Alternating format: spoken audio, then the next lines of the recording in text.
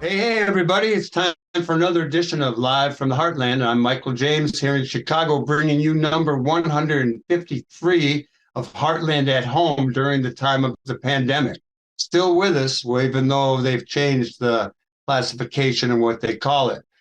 This show is for the week of May 20th, and we are recording it on Wednesday, May 17th.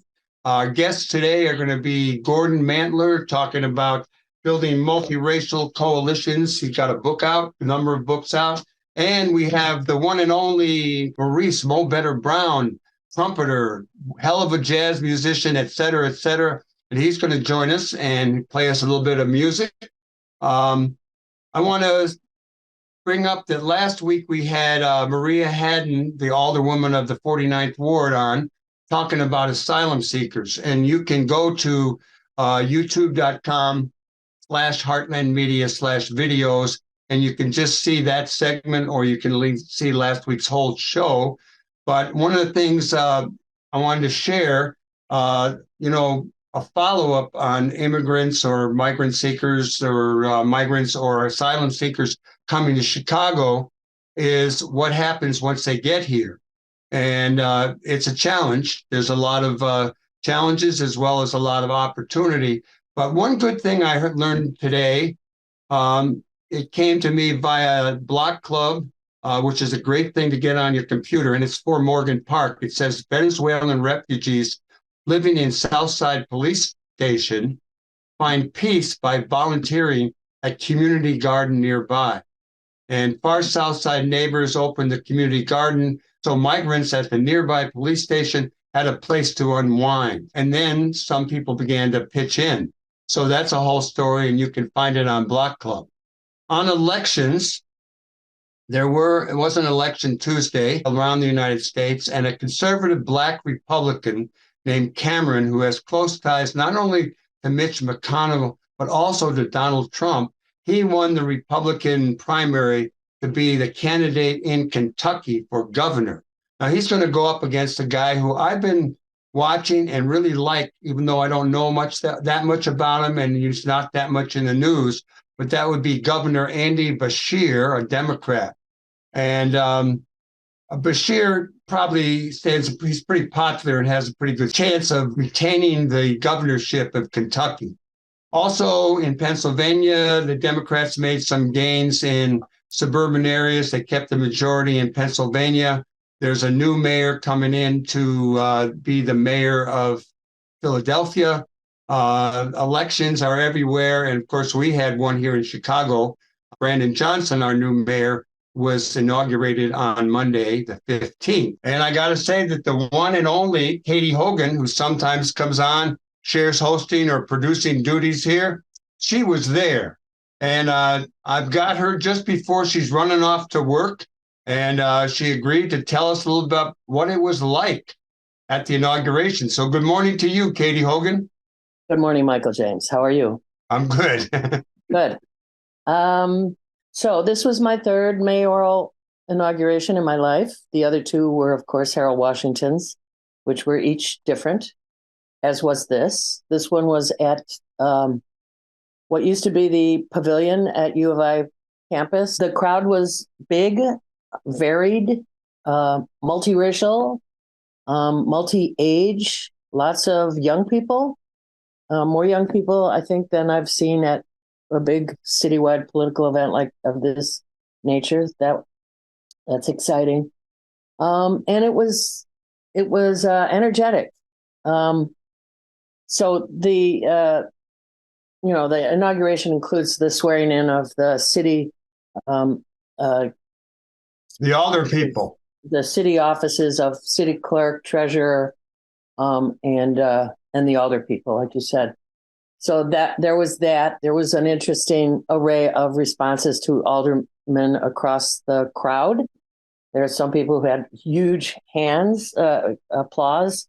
One of those was Carlos Ramirez Rosa. Exactly. He got a lot of applause. He's a spokesperson for the group. I mean, look at the source of this mayor. The source of this mayor is union, teaching, Cook County government. So a lot of the people I was looking over just before I came onto this, the chosen officers of his, of his administration thus far. CFO Jill Jaworski. I had no idea of this person, and she is out of county, historically county, and also a financial background. Rich Guidas, I don't know if that's the right way to say his name. Guidice. He's the chief of staff. He's got quite a history in City Hall. It's not a bad idea to have someone who knows the hallways to be in charge of those ropes. He's got a couple people who come out of their association with Pritzker, which was interesting. The head of his transition team now is Jessica Angus. I think you interviewed Amisha Patel. Yeah, I did. I interviewed Amisha Patel.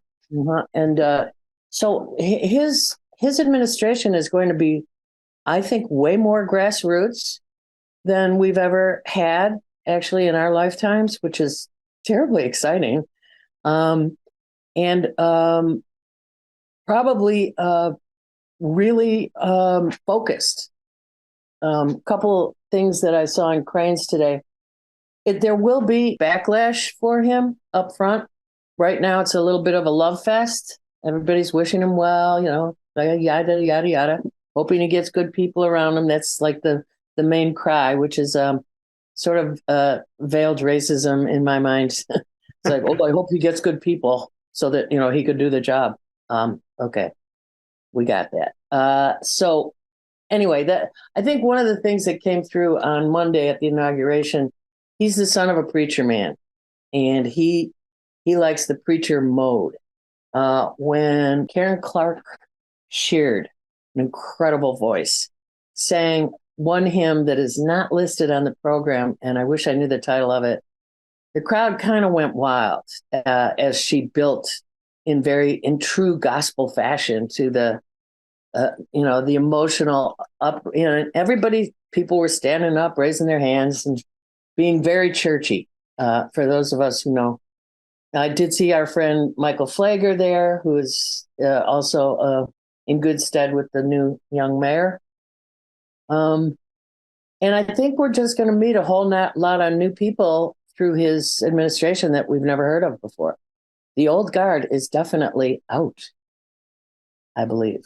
So it's amazing. I mean, even Harold didn't do that. Harold had to play with some of the players because it was not the era that we're in now, whereby this election was won by a coalition of grassroots forces, union people, and young radicals, basically.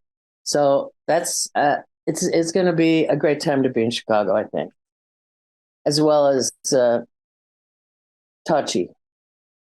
That's what I have to say. Well, I appreciate you coming on, Kate, and it's always great. And you worked hard to help elect Brandon Johnson. I think a lot of people in the city are really glad that Brandon Johnson is our new mayor.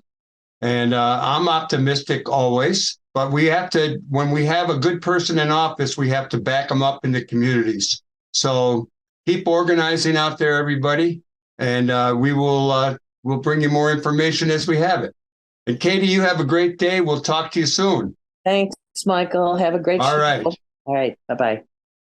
And we're going to keep going with a little bit more information. There will be a celebration for our Alderwoman Maria Haddon here in the 49th Ward on Sunday afternoon at a restaurant in the 6900 block of North Clark. On the tragedy front, the American Friends Service Committee reported last week Israel conducted extensive airstrikes on the Gaza Strip.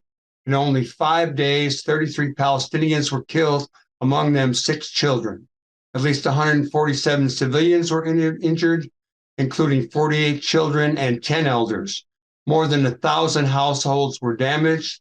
This is on top of the deep, long-term damage caused by the blockade on Gaza, which has already created a humanitarian emergency.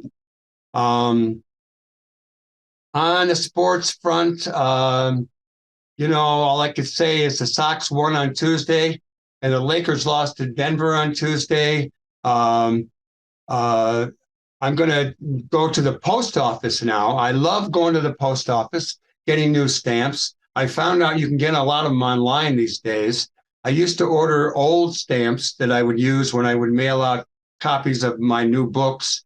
And I read this week that Chief Standing Bear, whose 1879 lawsuit and celebrated I Am a Man courtroom speech led to the recognition of Native American legal rights, he was honored this past Friday with a forever stamp featuring his portrait. The leader of a small Ponca tribe in northeastern Nebraska, Standing Bear successfully fought in court for Native Americans to be considered persons in the United States with the same rights to life, liberty, and the pursuit of happiness as other Americans, and not as wards of the government. So the new stamp is out, and one reason this caught my attention, besides it being a beautiful stamp, is that the Ponca tribe is also the tribe of Native American saxophone, the late great Native American saxophone player Jim Pepper. And he has a Ponca song, which I think we're going to try to play a riff of before we go on with the show. Somewhere in there it'll be. So with that said, I'm going to say, let's get on with the rest of the show. And our next guest will be a fellow named Gordon Mantler, who I met when he came out with his first book about the Poor People Campaign in 1968. And he has a new book out on Multiracial Promise. So we're going to take a musical break, and we'll be right back with our first guest. And don't go too far away from the left end of your dial, because our second guest is the one and only Maurice Mobetta Brown. And he's in Chicago for a concert on Thursday night up in Evanston at Space. And he's always a wonderful person to talk to. He makes great music. So we'll be right back with more Live from the Heartland. It gives me great pleasure to bring someone on who I had on the show many years ago when he wrote his first book back when we were doing the show up at the Heartland Cafe. He's a guy who has taken a lot of interest in Chicago politics, even though he's not living here. And, I once upon a time discovered on the ground a piece of paper from Students for Democratic Society said, "Build the interracial movement of the poor." And Gordon K. Mantler, the Associate Professor of Writing and History and the university's writing program at George Washington University, has done a couple of books that really talk about building interracial movements. And most recently, I got a nice copy of the Multiracial Promise, which is about the Harold Washington campaign back in 1983 and beyond. So we're going to talk about that stuff. And I thought it was appropriate to do it because here in Chicago, we have a new mayor as of Monday, and that would be Brandon Johnson. And in your book, you do talk about the hopes with Harold Washington, and then we lost some elections after that, and we had a long reign of More Daley. Then we had Rahm Emanuel. Then we got Lori Lightfoot, where there was a lot of hope, but you say in your book that she really didn't move in a progressive direction.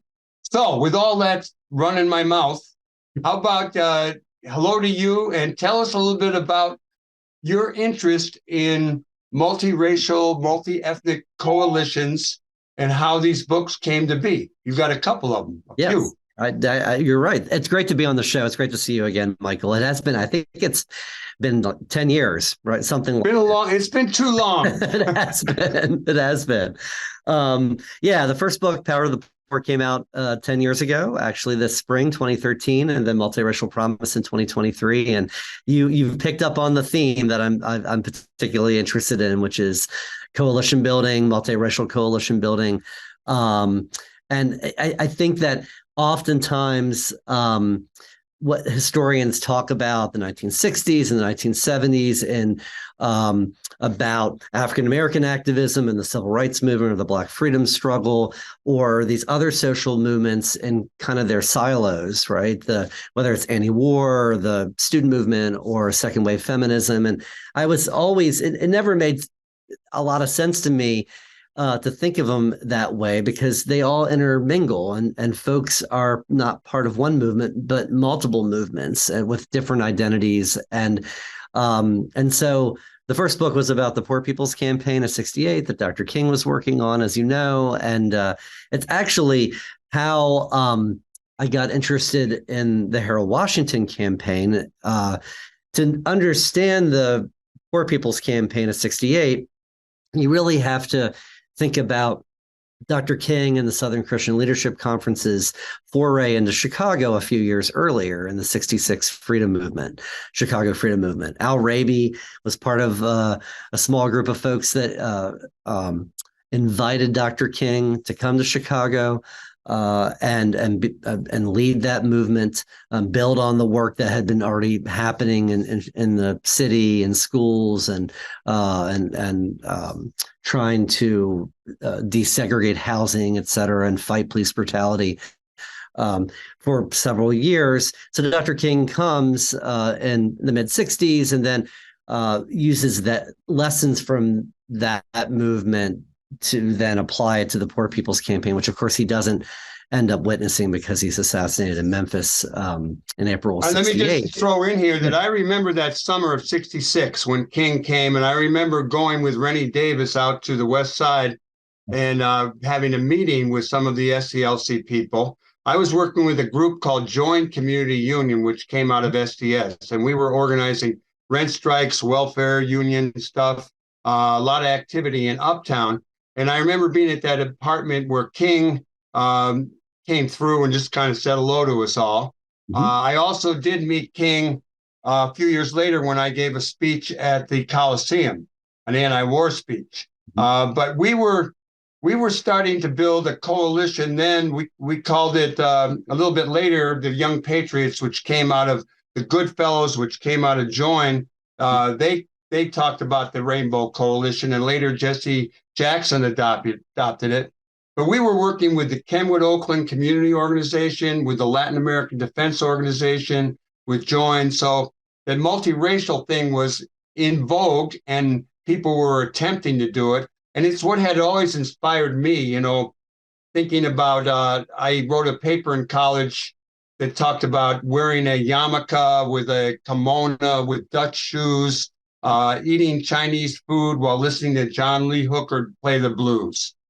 So your work is right up my alley. So let's talk a little bit more about how you developed an interest in multiracial coalition building and your ties to Chicago. Yeah. No, that's great. And all this organizing is happening. And the first book, I really try to capture a good bit of what's going on the ground in Chicago. And then I touch on it in the second book as well. And Raby ends up being he's the one that kind of connects me to the Harold Washington moment. Al Raby, because he ends up reemerging, resurfacing as the campaign manager for Harold, his second campaign manager in January of '83. And in the midst of that campaign, he writes a short essay where he talks about the Harold Washington campaign as the continuation and the culmination of the Poor People's Campaign of '68, 15 years earlier. So he connects it himself. And this is a document that's in the Harold Washington Library downtown. And it got my attention right away. And I was like, that's really interesting. That's an interesting legacy of the campaign that I hadn't thought about. And I ended up going down the road to learn more about Harold, who I remember as a kid. I was 11 when he was elected the first time, but I remember it being national news and worthwhile being on the 6:30 news or whatever.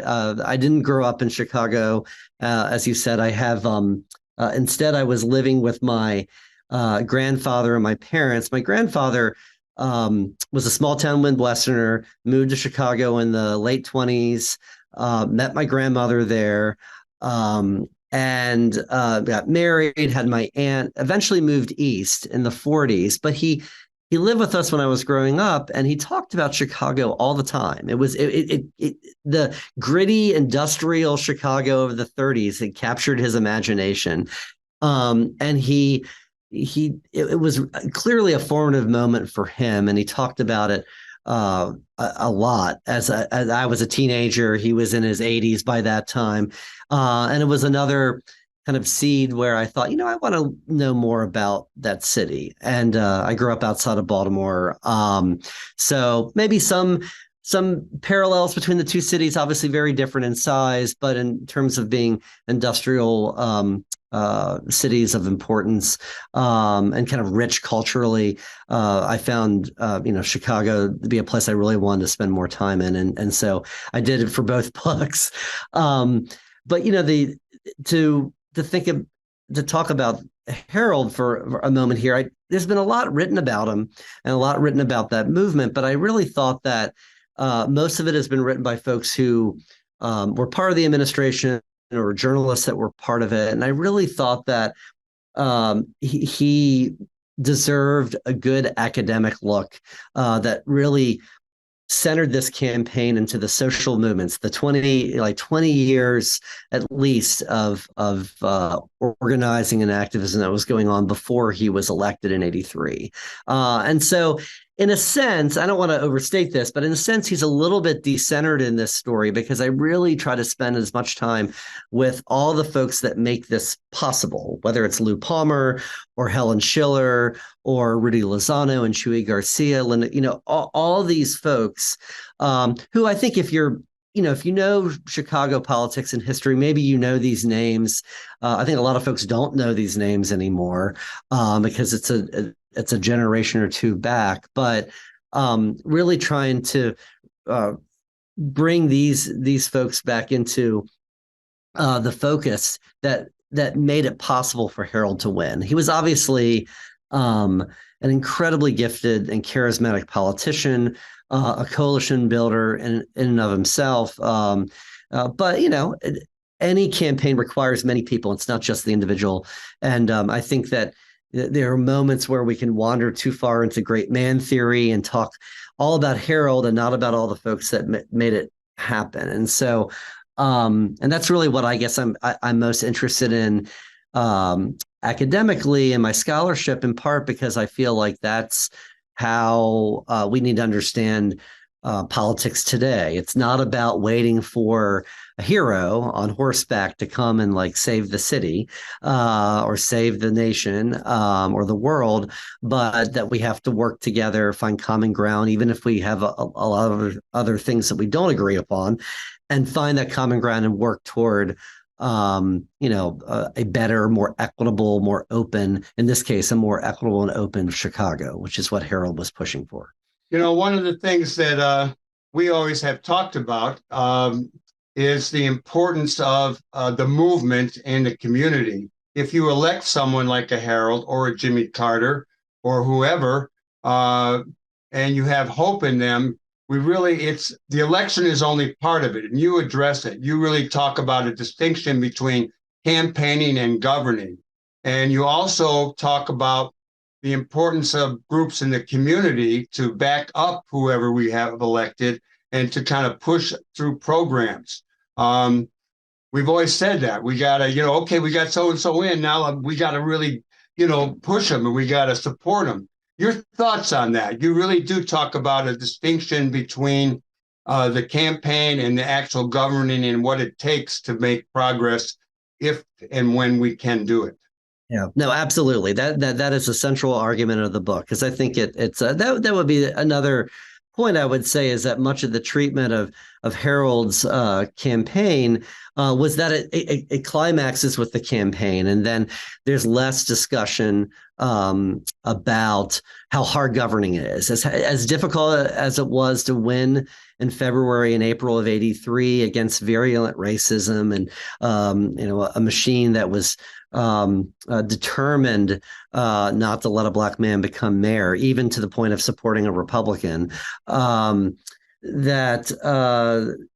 as hard as that was and as exhausting as that was, the real work started when he took the oath of office. And we see that, and you'll probably ask this question, but I'll jump ahead here, is that this is what we're seeing this week, right? Brandon Johnson takes the oath and says, here, the real work is now. How do we actually put in to place, translate those campaign promises into real policy that makes a difference for people? And I think it's natural, right, after the campaign is over, to take a breath, to take a deep breath. Maybe many folks who are not as engaged in politics will then go back to their, kind of their normal routines, their jobs, their families, and are not as engaged with what's going on in the business of governance. But it's actually, that is when they, have to stay focused and keep their allies, both have their back. I think the way I put it, I've been putting it recently with thinking about Brandon, is that have their back, and help defend them, protect them somewhat from the knives that will come out from the right wing and the critics, but also keep them, keep elected officials responsible or accountable, to what they said they were going to do. And I think that what we see in the 80s is that when that happened, when, for instance, the Latinos that were part of the coalition that helped make the difference in 83, don't think Harold and the administration's moving quickly enough to establish a Mayor's Advisory Commission for Latino Affairs, they push him, and say, we're going to hold a press conference tomorrow.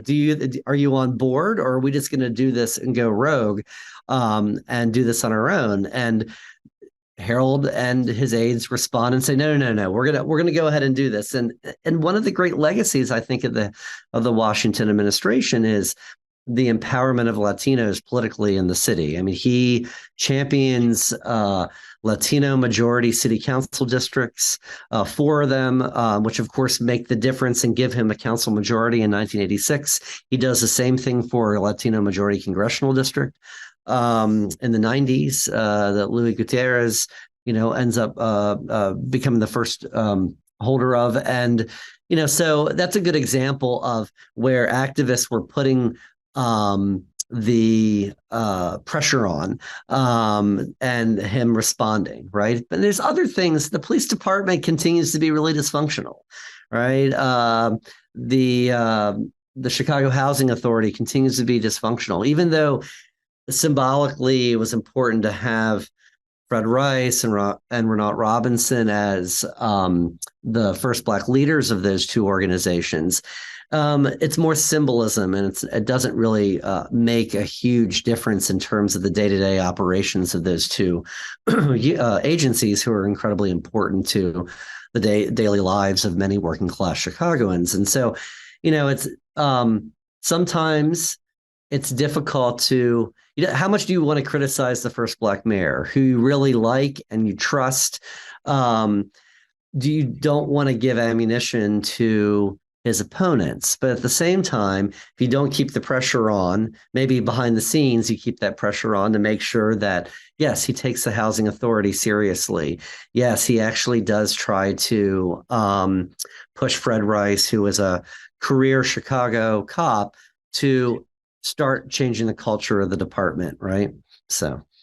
Yeah, he was the superintendent of police for a while. Right. Gordon Mantler, in your book, The Multiracial Promise, Harold Washington's Chicago and the Democratic Struggle in Reagan's America, you really do talk about how Reagan was prominent then.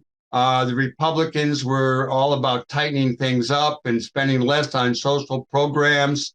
And you claim and you maintain that the Harold Washington victory was kind of a blueprint in a way for Democrats coming back to the ascendancy and moving back into power in some, even though today it's split, we do have control of a lot of cities. Even Jacksonville, which was Republican, just this Tuesday voted in a Democratic mayor. Mm-hmm. Jacksonville was the largest Republican-run city or Republican mayor in the country, I think. That's right. And so that's a change. So give us a little bit about where Reagan was at and then how Harold might have influenced that, and kind of some pathways going forward.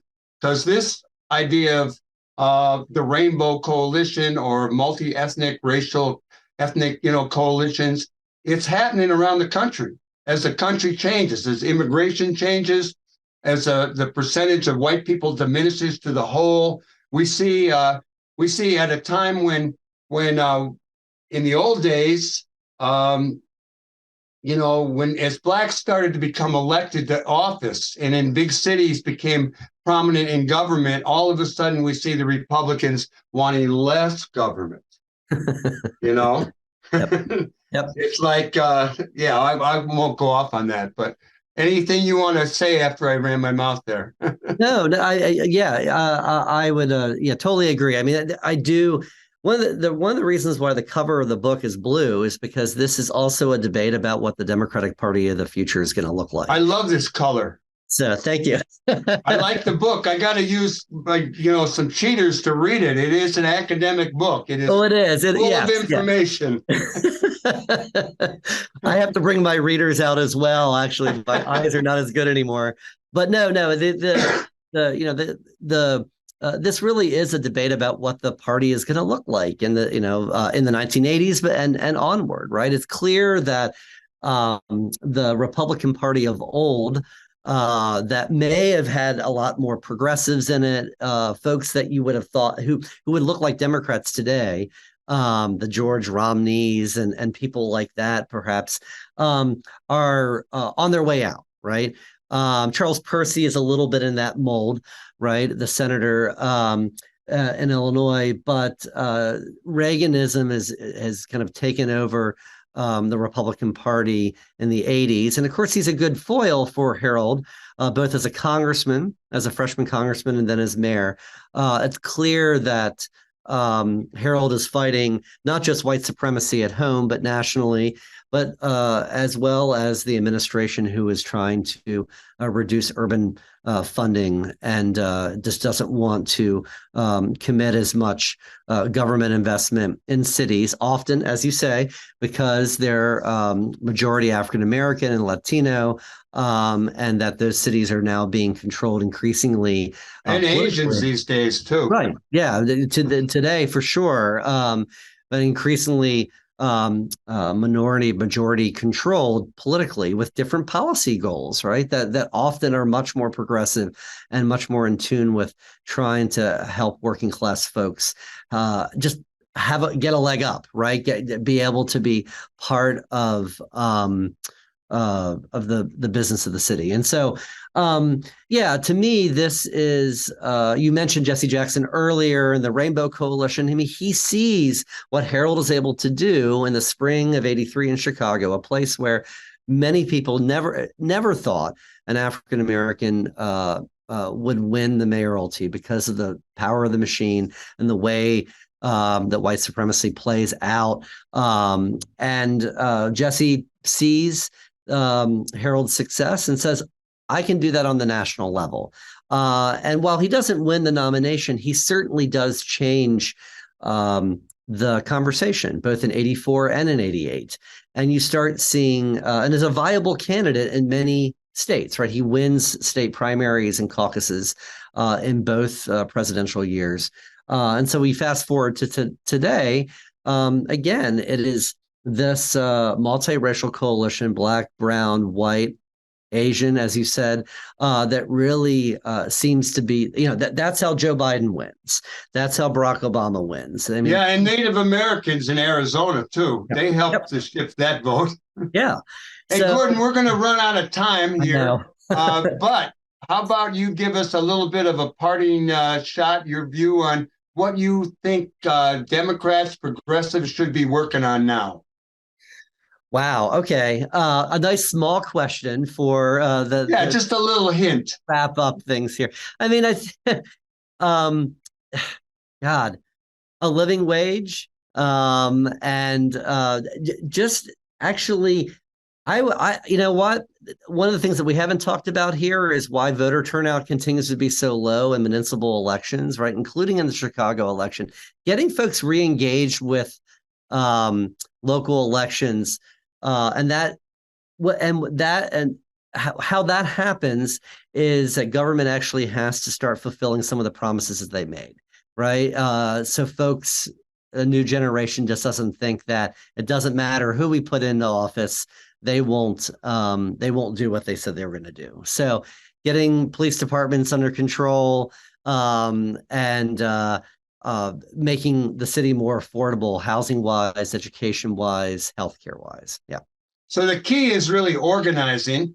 As we used to say, and Joe Hill said it best, don't mourn, organize.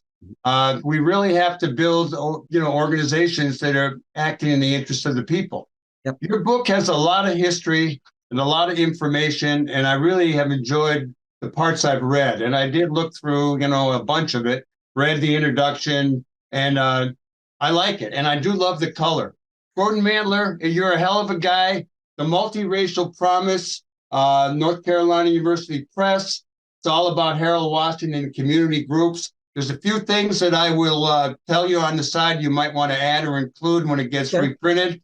And I want to thank you for coming on, and you keep doing good in the world. Okay. You too. Thank you, Michael. Okay. We'll be right back with more Live from the Heartland. Don't go anywhere. We're back with more Live from the Heartland. It was good talking to Gordon Mantler about politics. And now we're going to go to one of Chicago's favorite sons, the one and only Maurice Mobetta Brown. Good morning, good afternoon, whatever time it is, wherever you are. How are you? Good afternoon. I'm good. How are you doing? Thanks for having me. Good. It's good to have you back on. We had you in the studio a few times in the old days, a few years back. I noticed when I was perusing my emails that there was an announcement that you're going to be at Space up in Evanston, right next to the 49th Ward here, on this coming Thursday, the 25th. And that caught my attention. I said, oh, I want to go to that. And Lynn Orman, our trusty music producer, got a hold of you, and here you are. That's right. So tell us a little bit about your growing up. You grew up in Harvey. You're a Chicago guy, even though you went to New Orleans, and now you're splitting your time between LA and New York. Talk a little bit about where you come from, Maurice. Yeah, well, I'm from Chicago. I was born in Harvey, Illinois, and I went to school at Hillcrest High School, and then I went to college at Columbia College, also at Northern Illinois University, DeKalb. So, yeah, I mean, I love Chicago. Chicago has a really special place in my heart. Every time I come home, it's literally coming home because that's where I'm from, and all my family come out and all my friends that I really don't get to see but once or twice a year, because I don't get a chance to do too many shows in Chicago. I'm busy touring everywhere. But after Katrina, I moved back to Chicago. I moved to the Gold Coast. That was Girth and Ritchie, so that was cool. But yeah, I really do love Chicago. It's like I love, especially in the summertime, spring and summertime. It's like there's no better place. What might we expect at this Thursday show up at the Space? Well, I would say to expect the unexpected with me always. Like I never want to do anything too predictable. That's why I got a very interesting band performing with me at Space. It's kind of a surprise. I could tell you some of the members, but the rest of it is going to be a surprise when you get there. You want to tell us a little bit about, I'm going back in your history. You did mention Columbia College. I used to teach there. I'm wondering if you ever got to, I don't know if they do any concerts, but you ever back to Columbia ever? I haven't been back to Columbia in a long time. Usually when I come to Chicago, it's usually to do my annual holiday, Mobetta Holiday Jam that we do in December. I definitely do that, and then possibly one or two other shows. But this year, I'm excited to be my first time ever performing at Space with my own group. So that's going to be great. Maurice, I'm wondering a little bit in thinking about your own biography. One of the people that you started to play with was Ramsey Lewis, the late great Ramsey Lewis. And I wondered if you could share a little bit with our listeners and our viewers what it was like working with Ramsey Lewis, and what impact do you think that experience has had on your life? Working with Ramsey was a great experience for me. He found me from seeing a news segment with me performing on it from Harry Porterfield. Someone you should know those segments. So he contacted me. Somehow he found my contact and invited me to come to his studio and jam out with him. So I did that, and he was impressed with me and invited me to special guests on his show at it was Orchestra Hall then, Symphony Halls. So I was like, okay, yeah, I did that, and basically the rest was history. After that, we were very, very tight. He would check in on me and offer me different opportunities, and I learned a lot just being around him. And the main thing I learned from Ramsey is that no matter what the music, how difficult the music is, you still gotta have fun. It has to sound like you having fun. He was a master at that.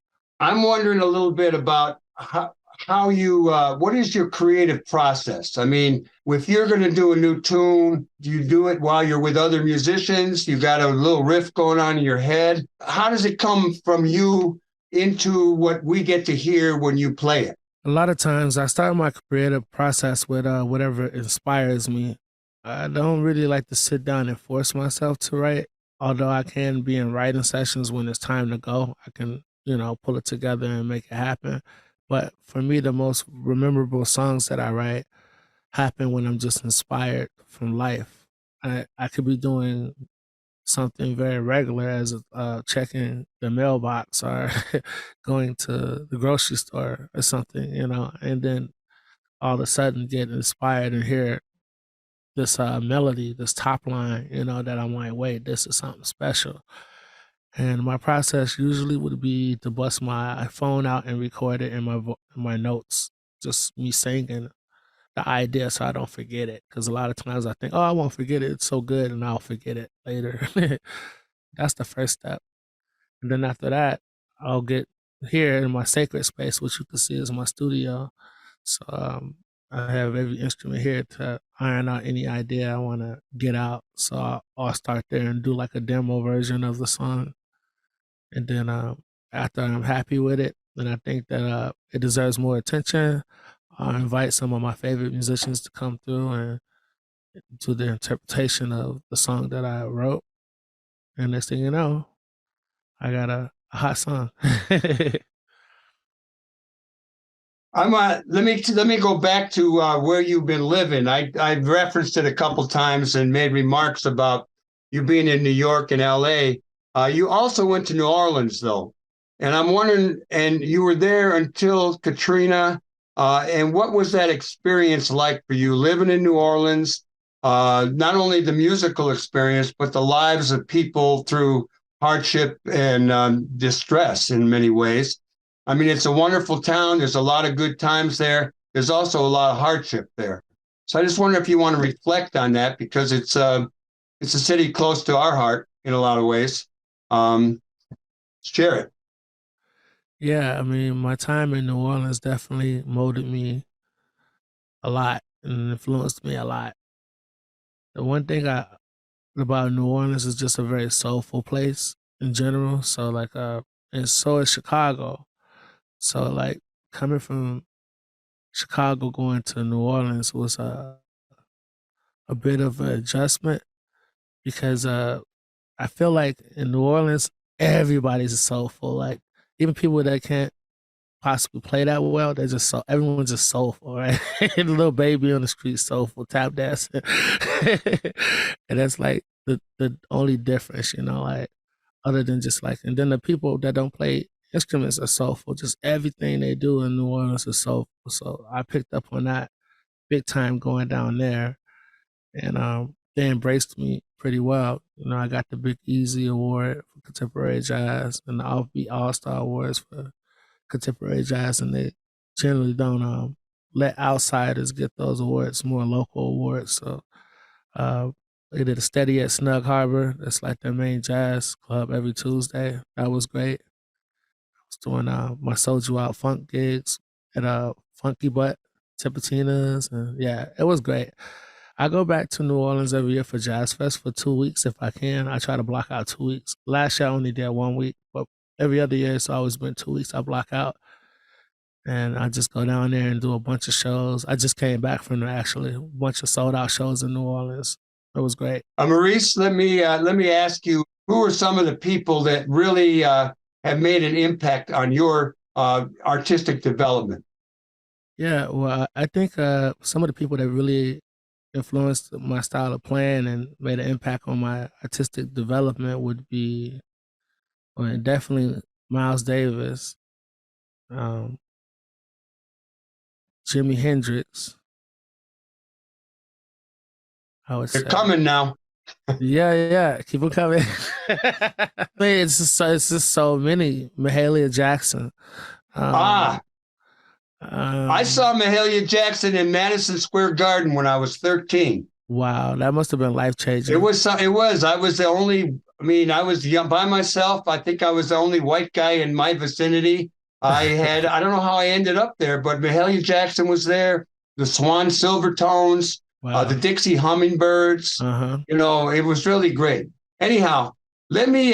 We're going to run out of time, and so I'd like to twist your arm a little bit. I see you're like ready to go there. You got all this equipment around you. How about a little bit of riff from that, some of your new music on that trumpet of yours? Oh, okay. How about a little teaser and see how this goes?